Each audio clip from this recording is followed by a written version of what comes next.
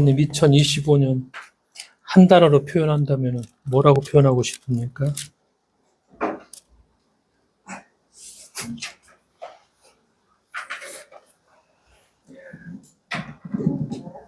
현실자다.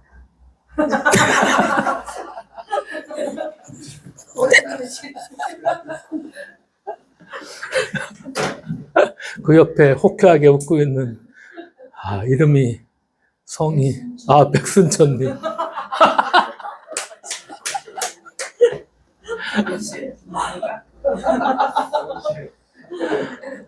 한 단어로 표현한다면은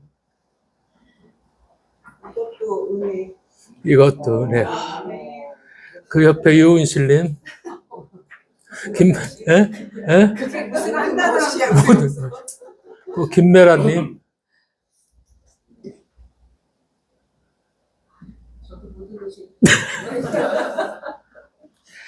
한 번쯤 그냥 25년을 지내면서 한 단어로 나는 올해를 표현한다면 어떻게 표현했을까 좀 생각해 보는 것도 나름대로 그냥 자기 삶을 압축적으로 설명할 수 있지 않을 그런 생각이 갑자기 김민선을 기도하는 시간에 들었습니다. 한 악마가 사람들을 유혹하는 데 사용해 왔던 도구들이 있는데 그걸 이제 좀 팔아야 되겠다. 그래서 시장에 내놓았습니다. 도구의 종류는 참 여러 가지 다양했습니다. 악마가 사용하는 도구답게 흉측한 것들이 대부분이었습니다. 그런데 진열된 도구들 한쪽에 값을 매기지 않은 작은 쇠기, 틈을 내는 단순한 기구가 쇠기죠. 작은 쇠기 하나가 있었습니다. 그러니까 이제 다른 악마가 묻습니다. 저건 뭐죠? 왜 값을 매기지 않았나요? 물건을 사러 온 다른 악마가 궁금해서 그렇게 물었습니다. 그러니까 이 가구를 내놓은 악마가 그건 절망이라는 도구인데 파는 게 아니야. 난 저걸로 틈을 벌려 강하다고 하는 어떤 사람, 그런 사람들 쓰러뜨리지. 그래서 다른 건 다 팔아도 저것만은 안 팔아. 내가 가장 즐겨 사용하는 거거든. 이렇게 답변을 합니다. 절망이라는 거, 그렇죠. 우리가 어느 순간에 어렸을 적에 우리 삶의 절망들을 참 많이 견디고 살아왔는데, 현실을 사는 우리도 가끔들 어떤 절망을 느낄 때가 있죠. 그 절망은 악마가 가장 좋아하는 도구입니다. 우리는 악마가 내 마음의 틈새에다가 절망이라는 이름의 쐐기를 박지 않도록 우리 마음을 조금 더 잘 살피는 일도 해야 할 것입니다.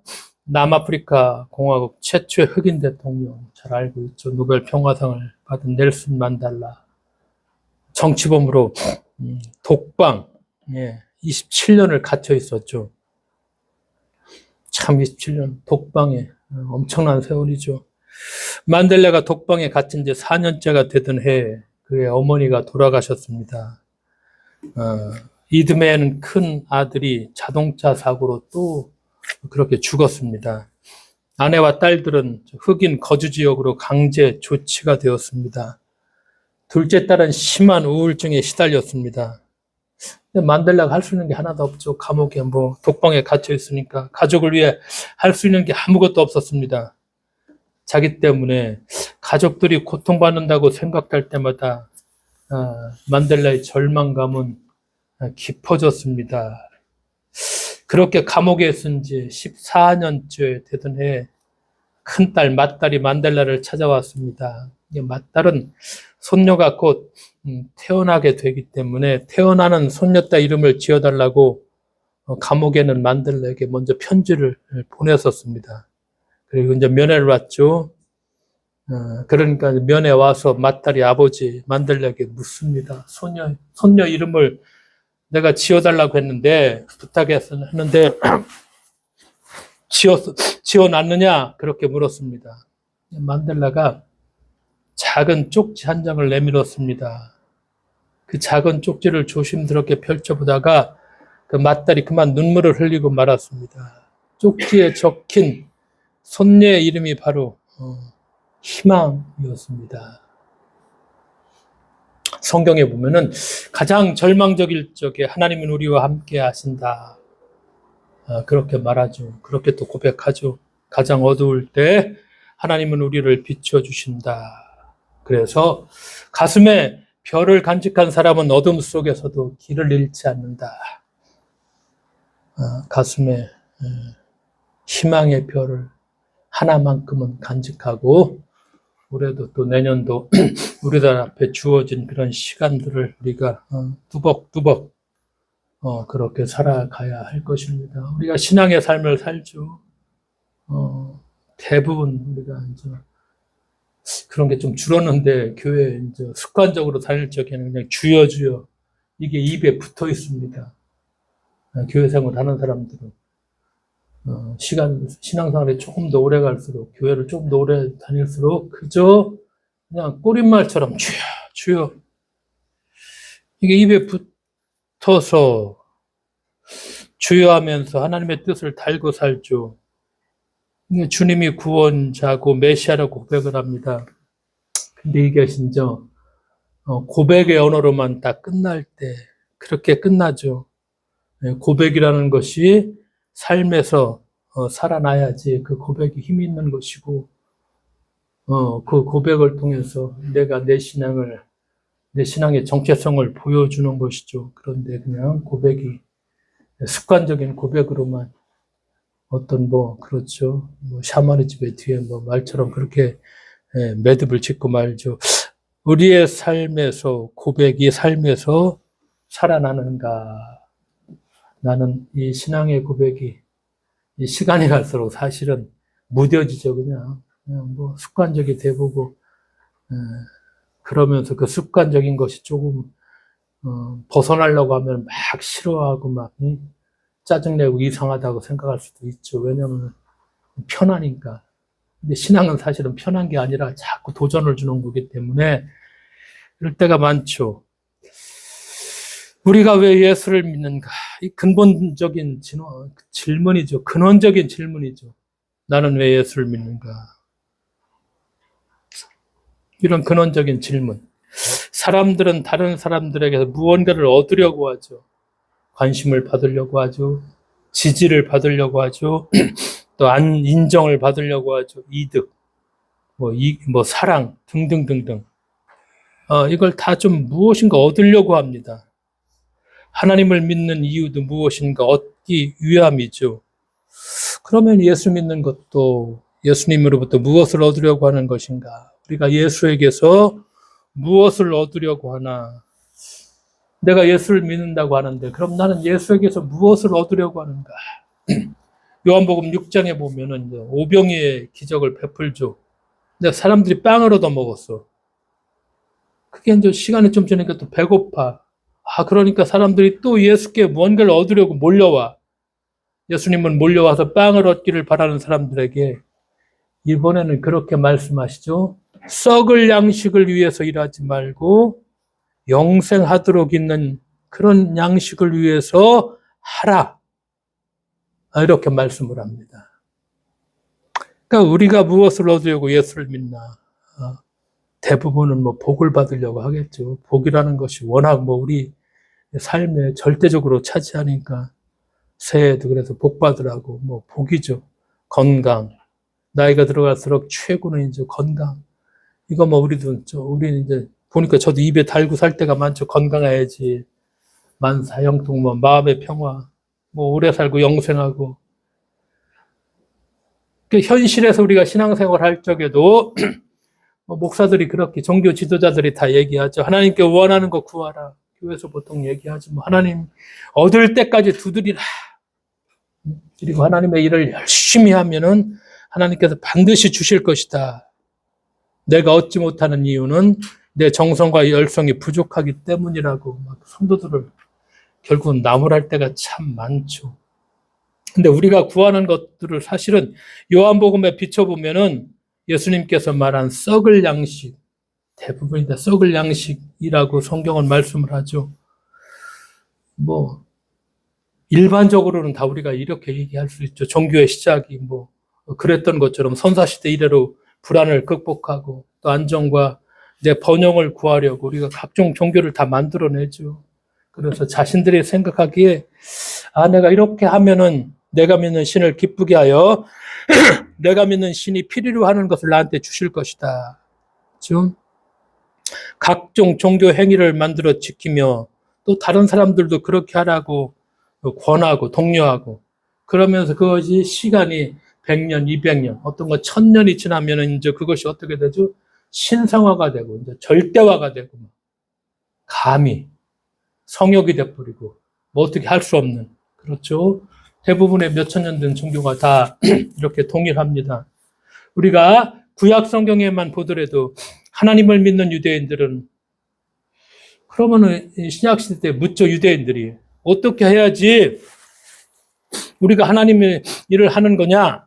이렇게 예수께 묻죠. 그 당시에 바리새인들이라면은 뭐 당연히 하나님의 율법을 지키는 일, 이것이 당연히 하나님의 일이다. 율법이 최고죠. 뭐 이건 뭐 신성불 같지만 이 율법. 그렇죠. 그것이 표준이죠. 뭐 오늘날로 우리가 이것을 좀 바꿔서 말한다면 뭐 교회에서는 보통 전도해야 된다, 봉사해야 된다, 헌금 11조 꼭 해야 된다. 보통 이런 것들이 교회의 표로서 다 뭐 5개 정도 하면 이 3가지는 반드시 다 들어가 있습니다. 그것이 하나님의 일이라는 거죠. 근데 예수님의 대답은 뭐라고 말씀하시죠? 하나님께서 보내신 일을 믿는 것이 하나님의 일이다. 요한복음 6장 29절에서 그렇게 말씀하시죠. 하나님이 보내신 일, 곧 예수를 믿는 것이 하나님의 일이다. 그러니까 하나님의 일은 우리가 무언가 하나님을 위해서 전도하고 봉사하고 헌금 등등을 행하고 그 대가로 복을 받는다는 논리인데 그게 아니다. 하나님의 일이라는 것은 하나님이 보내신 일을 믿는 것이다. 그러면은 우리가 하나님이 보내신 일, 예수를 믿는 것, 이것이 하나님의 일인데 그러면 또 한번 구체적으로 우리가 물어봐야 될 것입니다. 그러면은 구체적으로 예수를 믿는 것은 무엇일까? 그렇죠. 이건 우리의 정체성의 문제죠. 그래, 예수를 믿는 것은 예배에 참석한다, 뭐 전도한다, 기도한다, 뭐 성전 건축한다, 헌금한다, 뭐 등등. 혹은 뭐 하나님의 대리자가 목사니까 대부분의 많은 교회에서 주의 종이 하라는 대로 하는 것이 하나님의 일이다. 예수를 잘 믿는 것이다. 이렇게 얘기할 수 있죠. 그러나 그건 본질이 절대 아니죠. 예수를 믿는 것의 본질은 그렇죠. 예수님의 말씀을 정말 올바로 깨달아야 되죠. 올바로 깨닫고 그 말씀대로 사는 것. 근데 그 말씀대로 사는 것이 너무 우리가 쉽지 않죠? 조금 더 뭐 구체적으로 말한다면 살려고 끊임없이 노력하는 것. 예수를 믿는 것이죠. 예수님의 말씀. 이렇게 말씀하셨구나. 그 말씀 2000년 전의 말씀이지만 그 말씀이 오늘의 상황에 이렇게 적용이 돼야 되는구나. 이걸 깨닫고 그 말씀대로 내가 살아가려고 끊임없이 깨어 있어서 예수의 말씀대로 한다면은 내가 노력하며 사는 삶이죠. 우리가 이 본질은 잊지 말고 이 본질을 우리가 기억하며 하루하루를 살아가야 될 것입니다. 오늘 성경에서 이어지는 말씀이 그 말씀입니다. 그러면은 진리가 너희를 자유하게 할 것이다. 그 유진 피터슨이라는 분, 미국의 목사님이신데 책도 참 많이 내서 저기에 대한 도서록은 있을 것인데 이분이 이제 개신교 목사하고 영성가인데 2017년에 돌아가시면서 이제 그만 가자 말씀 한마디 남기고 돌아가신 분인데 이분이 강조했던 것이 그런 끊임없이 강조했던 것이 뭐냐면은 다른 사람에게 행하는 가장 사악한 일은 하나님에 대해서 거짓말을 하는 것. 유진 피터슨이 이 말을 참 여러 책에서 강조합니다. 다른 사람에게 행하는 가장 사악한 일이 뭐냐? 하나님에 대해서 거짓말을 하는 것. 하나님에 대한 거짓말이 구체적으로 이분이 얘기하는 건 그것입니다. 하나님은 무서운 폭군의 하나님이다. 인간의 일거수 일투족을 잘 감시해서 잘못한 사람들을 징벌하시는 하나님. 그래서 공포의 하나님. 이거 가장 사악하다. 온건하면서 이제 그 계시는 거예요. 그래도 그런 목사님이신데 책도 참 많이 썼는데, 그러니까 성도들을 공포와 보상 속에 가두어 영혼을 조정하는 그런 뭐라고 할까, 뭐 종교 지도자를 목사들이라고도 얘기할 수 있죠. 사람들의 자유를 빼앗아 버리죠. 신앙을 가진 사람 치고 진정 자유하다고 하는 사람을 저는 별로 만나보지를 못했습니다. 이 말씀을 하고 있습니다. 하나님에 대한 거짓말이죠. 이 거짓 가르침이 마치 진리인 것처럼 끊임없이 되풀이되고, 그렇죠? 사람들을 옥죄어 놔버리니까 이 속에서 빠져나오지 못하죠. 이 가르침은 믿는 사람들의 인생을 망가뜨려 버리죠. 그래서 신앙인이 올바로 뚜벅뚜벅 자유롭게 정말 제대로 선 사람들을 우리가 보기 힘들죠. 종교가 해악이 돼버렸죠. 사회를 위해서 유익한 일을 거의 못하죠. 이제는 극단적인 구호가 난무해서. 그렇지 않습니까?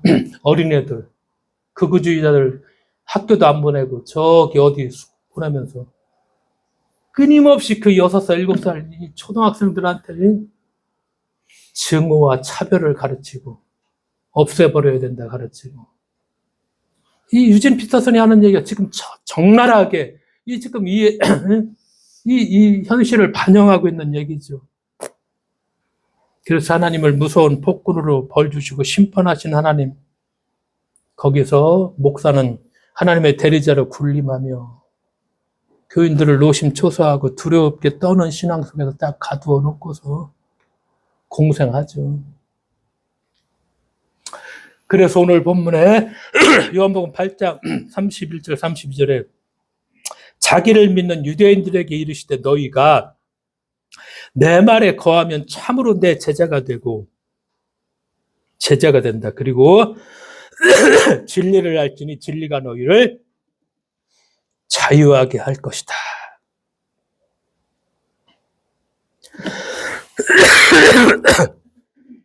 유대교를 믿는 그 유대인들을 향해서 예수님이 그런 말씀하시는 겁니다. 너희들은 율법 준수만 강요하지 정말 하나님을 알지 못한다. 이런 말씀인데, 이 말씀을 하시기 전에 어떤 사건이 있었느냐? 우리가 성경에서 잘 아는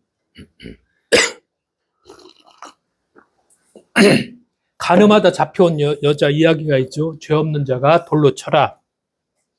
성전에서 가늠한 여인에 관한 문제, 이 문제를 끝내고 나서 이제 바로 이제 요 말씀을 이어서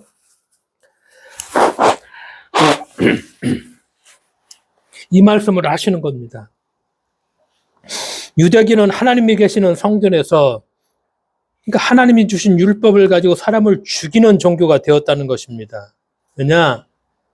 하나님은 자비하시고 사람들의 죄를 용서하며 살리시는 하나님이신데, 그 하나님이신데 이 유대교는 하나님과 율법을 빙자하여 사람을 죽이는 일을 하고 있다. 하나님이 이스라엘 백성들에게 십계명, 그렇죠? 그 십계명 뒤에 이어지는 그걸 더 세분화 만든 것이 바로 율법입니다. 그리고 율법을 철저히 지켜야 된다. 이거 맞는 이야기입니다, 한편에. 그러나 보다 먼저 하시는 말씀이 꼭 무슨 말씀을 하시느냐? 하나님은 자비와 용서와 사랑의 하나님이시다. 그리고 이 율법을 지키라는 것도 결국 이 하나님의 자비와 용서 안에서 너희들이 편안하고 행복하게 살기 위해서 이 율법이란 틀을 주신 것이지, 본질은 하나님은 자비와 사랑의 하나님인데 이건 잊어버렸어요. 이제 율법이 본질이 아니야. 자비와 사랑이 정말 구약 성경에 계속해서 흐르는 이 하나님의 본성인데, 이게 본질인데 이건 저쪽에다 치워버리고 유대교는 율법을 지키지 못하는 사람들을 하나님이 벌하신다. 그렇죠. 그 율법의 테두리에 사람들을 다 가두어 놓았죠.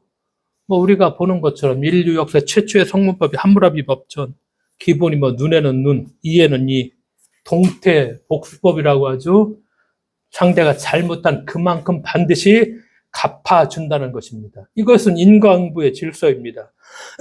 뭐 어느 정도 우리가 합당성 충분히 얘기할 수 있죠. 합리성도 얘기할 수 있고, 인과응보의 질서는 대부분의 종교에서 다 인과응보의 질서를 얘기하지. 그런데 우리가 예수님이 아버지라고 하나님을 부르죠. 하나님 나의 아버지, 아바 아버지, 아버지라고 부르는 하나님은 인과응보의 질서 안에 계시지 않는다는 거. 우리가 이것을 기억하고 잊지 말아야 됩니다. 근데 똑같이 하나님을 인과응보의 질서 속에 가두어 놔서 그 인과응보의 틀 속에서 하나님을 보죠. 하나님은 사람에게 벌을 주고 복수하지 않죠. 본질이 무엇입니까? 하나님은 베풀고 용서하고 살리시는 자비의 질서 안에 거기에 계신다는 거. 하나님이 갚아주신다 하면서 인과응보의 하나님으로 우리가 다 만들어버렸죠. 하나님에 대한 잘못된 관점으로 최악의 삶을 살았던 사람, 우리가 아는 것처럼 누구입니까? 사도 바울이죠. 바울이 그런 사람입니다. 최고 명문가였고 가말리알 문화생이었고 헬라 철학에 정통했고 아버지가 부자였으니까 로마 시민권 갖고 있었을 것이죠. 그러면서 유대교의 가르침에 충실했죠. 그래서 모든 신념과 그의 가치가 우리가 사도 바울의 그 고백을 보면은 율법의 길에서 일탈한 빠져나간 사람들을 엄하게 벌하는 일, 이것이 내 사명이다. 나는 히브리인 중에 히브리인이고 내가 하는 일, 자부심의 명예, 굳게 믿었죠. 율법을 벗어나 사는 사람들, 그거 잡아 가두는 거, 그거 벌 주는 거, 이게 내가 하는 일이다. 그러나 그의 믿음은 착각이었죠. 우리가 그저 여호와 하나님을 믿으면 된다고 생각하지만 정말 그처럼 잘못된 것도 없죠. 같이 하나님을 너무나 진짜 하나님처럼 믿고 있죠. 뭐 유대교, 이슬람교 다 여호와 믿는다고 얘기하죠. 율법주의자들 초대교회 때 다 자신이 믿는 하나님이 진짜라고 했죠. 오늘날도 뭐 지금 문제가 많은 통일기도 다 하나님 믿는다고 얘기하죠. 몰몬교 다 이거 하나님 믿는다고 얘기합니다. 여호와의 증인. 우리는 오직 여호와, 우리가 믿는 하나님이 참 하나님이라고. 여호와 증인을 좀 다녔지만 우리가 믿는 하나님이 진짜 하나님이라는 것입니다. 뭐 신천지도 그렇죠. 안상홍의 하나님의 교회 지금도 크게 막 번성하고 있죠. 거기도 자신들이 진짜 하나님을 믿는다고 얘기하죠. 이런 형국입니다. 그러니까 기독교도 십자가를 걸어놓았지만 하나님의 잘못된 관점을 가르친다면은 이 사이비 종교 혹은 이 이단 종교와 다를 것이 하나도 없죠. 벌 주시는 하나님. 목사에게 맹종하게 하고 교회 일과 종교 생활을 최우선으로 행하게 하여 바리새인들의 율법에 갇히듯 종교의 감옥에 가두는 그런 경우가 정말 허다하죠. 그래서 예수님이 오늘 자유에 대한 말씀을 하시죠. 우리가 보는 것처럼 예수님이 자신의 오신 목적을, 그렇죠, 세례 요한에게 세례받고 하나님 나라가 가까이 왔다, 복음을 믿으라고 하면서 구체적으로 회당에 들어가서 사명 선언문, 내가 왜 왔느냐, 이것을 이사야서 있는 말씀을 인용해서 누가복음에서 다시 말씀하시죠. 주의 성령이 내게 임했다. 그래서 가난한 자에게 복음을 전하게 하시려고 내게 기름을 부으셨다. 그래서 나를 보내사 포로된 자에게 자유를 주게 하고 눈먼 자에게 다시 보게 함을 전파하며 눌린 자를 자유롭게 하고 주의 그 은혜의 해를 전파하게 하려 내가 왔다. 사명 선언문. 내가 이것 때문에 왔다는 것이죠. 종교와 종교 지도자들, 율법과 계명, 계율과 계명에 포로된 하나님의 자녀들에게 참 자유를 주시려고 예수님이 오셨다. 이렇게 말씀합니다. 하나님에 대한 거짓 가르침에 눈이 멀어 생명과 재능을 탕진하는 하나님의 자녀들이 눈을 뜨게 하여 하나님 아버지께서 만드신 세상에서 하나님의 은혜를 누리며 베풀며 살게 하시기 위해서 예수님이 이 땅에 오셨다. 이렇게 얘기하죠. 근데 우리는 종교 감옥을 만들어놨죠. 종교 울타리를 만들어놨죠. 여기다 꽁꽁 묶어놓고 있죠. 그래서 오늘 본문에 다시 말씀하시죠. 유대인들에게 하신 말씀 한 번 더 새겨본다면은 당신들이, 예수님께서 말씀하시죠. 내 말 속에 머물러 있으면 참으로 내 제자들입니다. 그러면 당신들은 진리를 알게 될 것이고 진리는 당신들을 자유롭게 할 것입니다. 이렇게 말씀하십니다.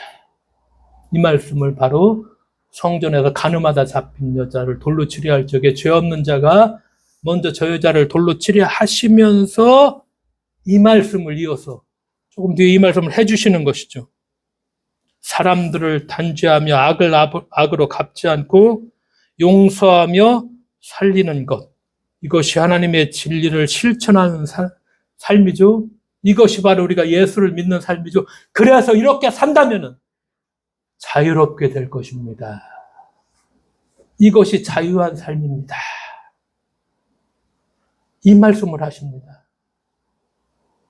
우리는 끊임없이 종교의 울타리에 있으면서 그것이 뭐 하나님의 뜻이고 그것이 마치 신앙의 어떤 것처럼 얘기하지만 그러면은 다시 한번 물어보기를 정말 자유하십니까? 내 말에 거하십시오. 하나님이 이런 하나님입니다. 이 말씀을 깨닫고 이 말씀대로 살려고 노력한다. 어떤 상황에서도 당신은 자유롭습니다. 계속해서 이 말씀 하시고 있는 것입니다. 우리가 보통 다 일반적인 삶은 그렇죠. 뭐 인과응보 어쩌면 이게 정의라고도 얘기할 수 있겠죠. 그러나 이틀 속에 하나님은 이틀 속에만 계시지 않는다는 거. 성경은 끊임없이 예수님은 내가 믿는 아버지는 이런 하나님이 아니다는 걸 끊임없이 얘기합니다. 눈에는 눈, 이에는 이. 이 악순환에서 인간을 해방시켜 참으로 자유롭게 진리가 너희를 자유하게 한다. 이것을 알고 실천한다면, 이것을 제대로 깨닫는다면, 그렇죠. 자유하게 된다는 그 말씀. 이 말씀을 계속해서 하죠. 우리는 모두 인간 사회의 질서를 따라 살죠. 그래서 우리가 보통 사람들 다 그렇죠. 재물 좋아하죠. 강자 앞에서는 당연히 약하죠. 우리가 약자 앞에서는 강하죠. 우리도 나은 사람 잘 되기 위해서 거짓말도 때때로 잘 하죠. 허세도 부리고 무자비하게도 하죠. 우리 속에 무자비한 어떤 그런 본성도 있죠. 자신에게 도움이 되지 않는 사람 당연히 멀리하죠. 귀찮죠. 이것은 동물 세계의 질서죠. 우리가 이 질서 속에 있죠. 이건 자기 자신과 자기 종족을 지키기 위한 그런 질서죠. 근데 하나님은 우리가 하나님을 아버지라고 부른다면 그 예수님의 가르침은 그것입니다. 인간이 사는 동물 세계의 질서를 벗어나 하나님의 질서를 받아들이라고. 그러면 진짜 자유한 삶을 살게 될 것이다. 이것이 오늘 예수님께서 우리에게 주시는 그런 말씀입니다. 하나님의 질서는 그래서 이것을 조금 더 벗어나서 사랑과 자비와 용서의 질서다. 이게 힘든 질서죠. 사실 인간의 동물 세계의 질서 아니죠, 이거. 대부분의 인간 세계의 질서도 아니죠. 근데 우리를 이렇게 초대하십니다. 이것을 알고 깨닫고 이렇게 한다면 당신은 정말로 자유롭습니다. 예수님께서 오늘 이렇게 말씀하십니다. 그래서 우리는 하나님은 어떤 분이라고 고백하죠? 하나님은 선한 분이시다. 왜? 가해자가 피해자에게 가하는 악, 피해자가 가해자에게 행하는 악이 하나님에게서는 없다는 것입니다. 하나님 안에서는 악이 순환되지 않는다는 것입니다. 그래서 참으로 자유로우시다. 그 자유를 배워 살라. 예수님께서 오늘 우리에게 그렇게 말씀하십니다. 사도 바울이 다시 고백하는 것처럼 로마서 8장 14절, 15절에서 무릇 하나님의 영으로 인도함을 받는 사람은 곧 하나님의 아들이라. 너희는 다시 무수하는 종의 영을 받지 아니하고 양자의 영을 받았으므로 우리가 아빠, 아버지라고 하나님을 그렇게 부른다. 그러므로 내 사랑하는 형제들아 견실하며 흔들리지 말고 항상 주의 일에 더욱 힘쓰는 자들이 되라. 그래서 예수님은 다시 말씀하셔. 나의 평안을 너에게 준다. 내가 너에게 주는 것은 세상이 주는 것과 같지 않다. 너희는 마음에 근심하지도 말고 두려워하지도 말라.